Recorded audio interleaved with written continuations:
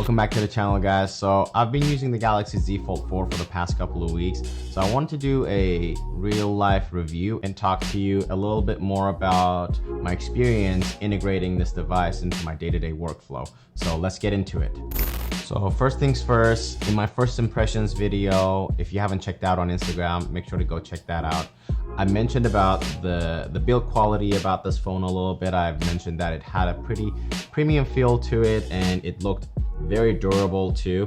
That has been the case for the past couple weeks for sure. I have no scratches on the front screen nor on the main panel. I mean, I like to take care of my devices, but in a normal use, I haven't had any issues with it. I also don't have any type of protections on either on the front glass or on the main display or on the back either. I've had the Z Fold 3 as well before I started using the Z Fold 4.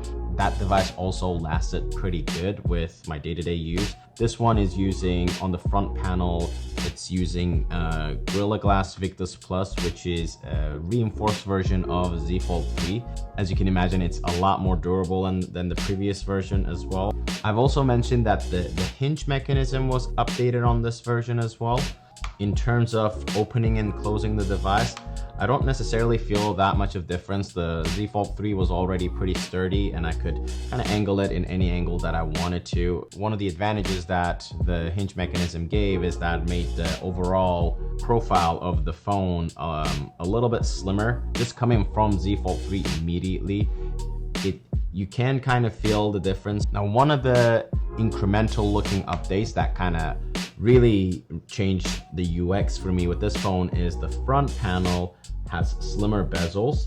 So if you look at it on the left hand side, you have a little bit more screen estate, which has kind of changed the user experience for me. The apps look a lot more normal when I'm pulling up on the front display. I've found myself to use the front display a lot more than I used to do it with Z Fold 3. With the Z Fold 3, I would probably just use it for some really quick things, just to kind of skim through my notifications and usually just open up the whole thing to kind of dive into the phone and do whatever I needed to do. But with the Fold 4, I've noticed that I've been doing a lot of my quick access works like texting, messaging, or checking emails and all that stuff a lot more on the front panel. I know it's a small difference, but like I said, in terms of user experience, it does affect a lot. And one another improvement that might seem incremental, but is affecting the user experience, at least for me, a lot, is the new processor on this.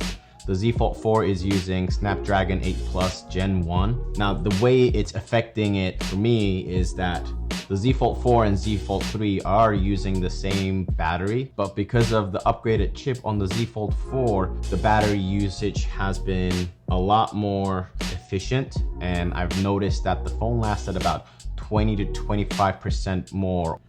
The back camera also had some improvements as well. They've updated the ultra-wide lens with a 50 megapixel lens and added the Nightography feature on this.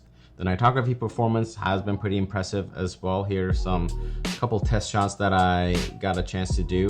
The cool thing about Nightography with the Z Fold 4 is that because it has the flex mode, you can actually just rest the phone wherever you are. So it makes taking long exposure pictures a lot more easier, and you don't really require a tripod everywhere you go, which I've been definitely taking advantage of. Now, my favorite improvement on this device is actually in the software, the addition of the dock. This UI upgrade has definitely overhauled my productivity, and it turns this device into an ultimate productivity smartphone for sure. Now, the fact that I can open up multiple windows and drag and drop and reorganize everything so easily makes my job so much easier. Now, on the Z Fold 3, there was an option where you could pre-save your screens and pop them up whenever you wanted.